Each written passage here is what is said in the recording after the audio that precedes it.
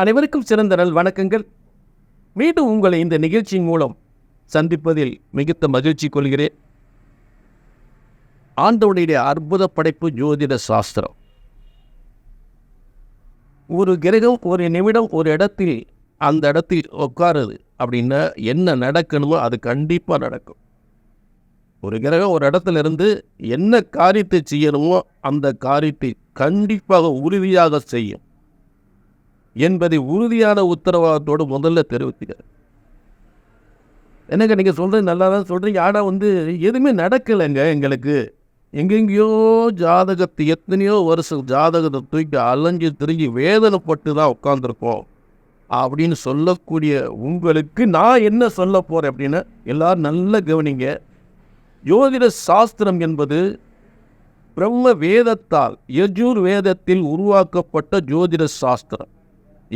யஜுர் வேதத்தில் ஜோதிட சாஸ்திரம் உருவாக்கப்பட்டிருக்கிறது பிரம்மனால்.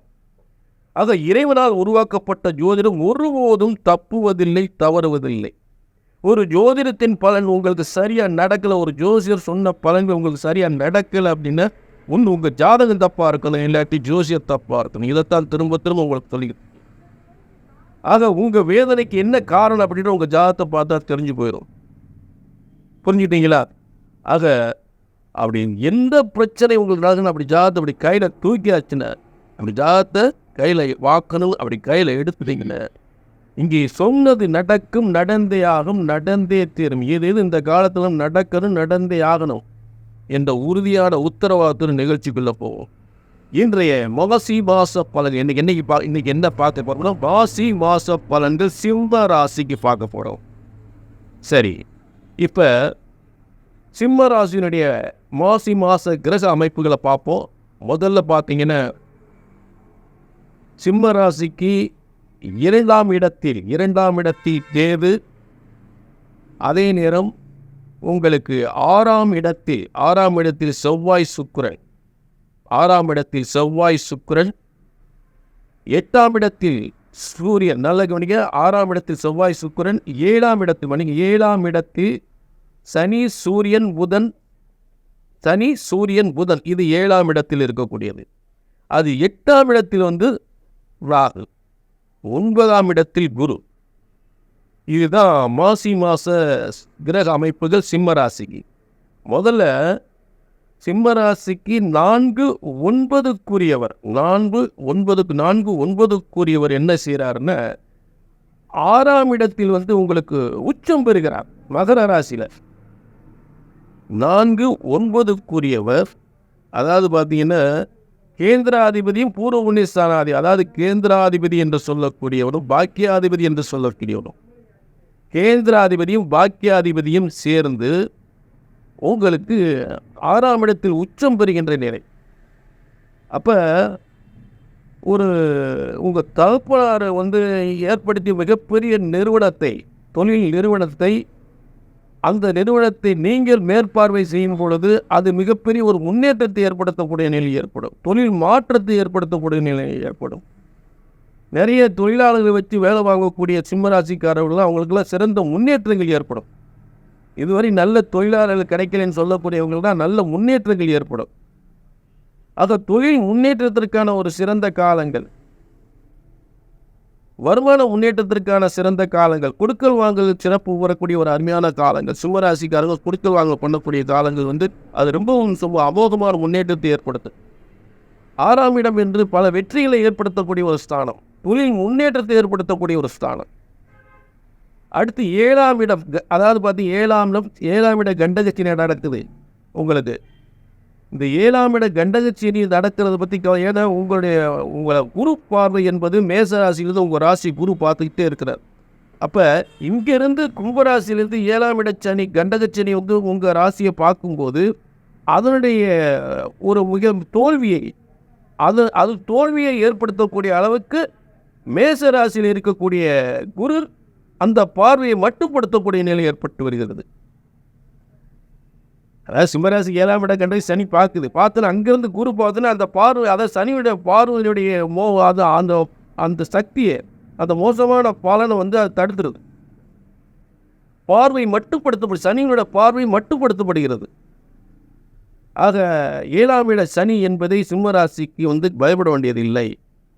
புரிஞ்சுட்டீங்களா? ஆக அடுத்து 7ஆம் இடத்தினால் பல கூட்டு தொழில்கள் நிறைய ஒப்பந்தம் போடணும். வெளிநாட்டுக்கு போக வேண்டிய நல்ல ஒரு முன்னேற்றம், வெளிநாட்டுக்கு போக வேண்டிய வாய்ப்பு நிச்சயம் உண்டு. வெளிநாட்டு வியாபாரங்கள் பெருகும், வெளிநாட்டு ஒப்பந்தங்கள் பெருகும், வெளிநாட்டுக்கு போகக்கூடிய வாய்ப்புகள் ஏற்படும். தொழில் ரீதியாக வெளிநாட்டு போகக்கூடிய வாய்ப்பு நிச்சயமாக சிம்ம ராசிக்கு ஏற்படும். அதில் வந்து மாற்றமே இல்லை. சரி, அடுத்து பார்த்தீங்கன்னா உங்களுக்கு 8ஆம் இடத்து, அதாவது 7ஆம் இடத்திற்கு அடுத்தாற் போல் இருக்கக்கூடியது வந்து 8ஆம் இடத்தில் வந்து உங்களுக்கு ராகு இருக்கிறார். 8ஆம் இடத்தில் ராகு இருக்கும் பொழுது பார்த்தீங்கன்னா நல்ல ஒரு தடப்பட்ட தொழில் வருமான முன்னேற்றங்கள்லாம் அதிகமாக ஏற்படுறதுக்கு. ஏன்னா குருவின் வீடு, குரு வீட்டில் ராகு இருக்கும்போது கண்டிப்பாக வருமானத்துக்கு தடை ஏற்படுத்த மாட்டார். தெய்வீக சக்தி நல்ல ஆண்டவனை வழிபடும்போது, தெய்வ சக்தியை வழிபடும்போது இந்த ராகுனால வந்து அம்பாலை வழிபடுங்க. ராகுக்கு அம்பாலை வழிபடுங்க. கண்டிப்பாக வந்து உங்களுக்கு ரொம்ப 8ல் இருக்கிற ராகுனால் எந்தவித ஒரு மோசமான பலன் கண்டிப்பாக கிடைக்காது.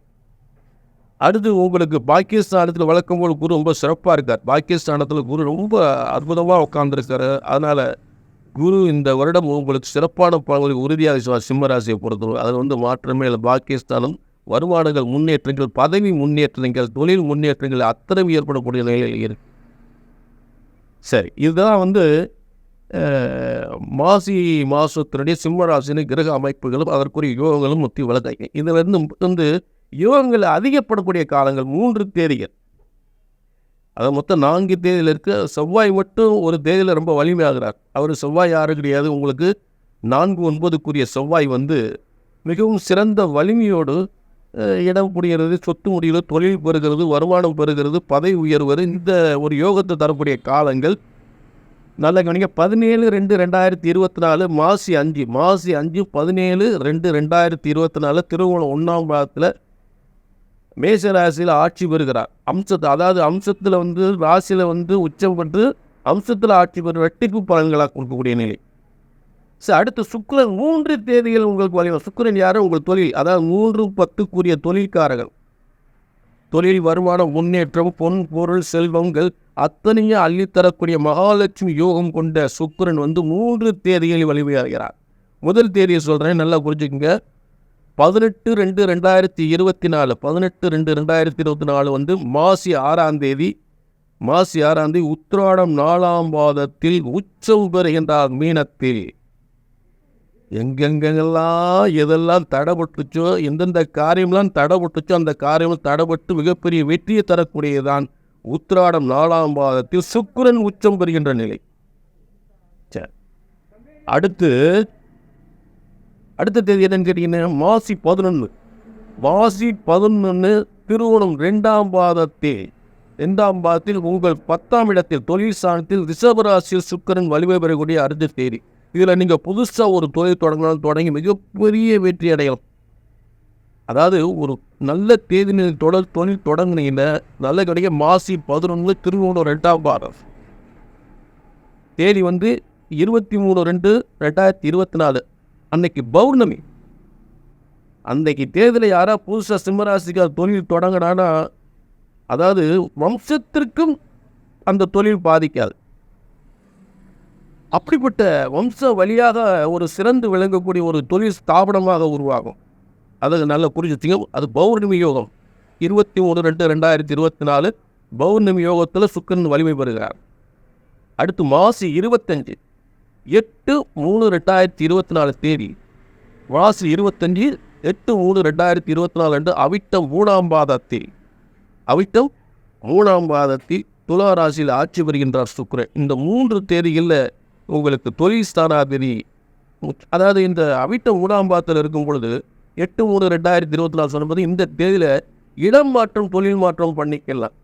ஆடை ஆபரணங்கள் வந்து வாங்கிக்கலாம். இடம் மாற்றம், தொழில் மாற்றம் பண்ணி அக்கம் பக்கத்தில் வந்து நீங்கள் உறவுகள் மூலம் ஏற்பட்ட பிரச்சனை, உறவுகள் மூலம் ஏற்பட்ட பண வருமானங்களை வந்து சேரும். இதெல்லாம் சிறப்பாக இருக்கக்கூடிய நிலை. ஆக இதுதான் மாசி மாதத்தினுடைய நீங்கள் அடையக்கூடிய சிறந்த யோகங்கள். இதில் உங்களுக்கு நான் சொன்னது நடக்கலை அப்படின்னா கண்டிப்பாக உங்கள் ஜாதகத்தில் மோசமான பாவ கிரகங்களுடைய தசாபுத்திகள் நடந்தால் நான் சொன்ன பலன்கள் எதுவுமே உங்களுக்கு நடக்காது, கிடைக்காது.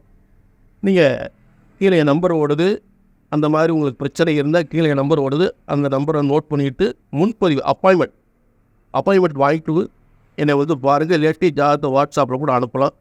சரிங்களா? எவ்வளோ பெரிய பிரச்சனையானாலும் நிச்சயமாக ஒரு மிகப்பெரிய தொழில் வெற்றி ஏற்படுத்தலாம். நீட்டதாக பாதிப்பு, எந்த பாதிப்பு இருந்தாலும் நிச்சயமாக சரி பண்ணலாம். ஒரு முறை ஜாதகத்தை கையில் எடுங்க, சொன்னது நடக்கும், நடந்தே ஆகும், நடந்தே தீரும்.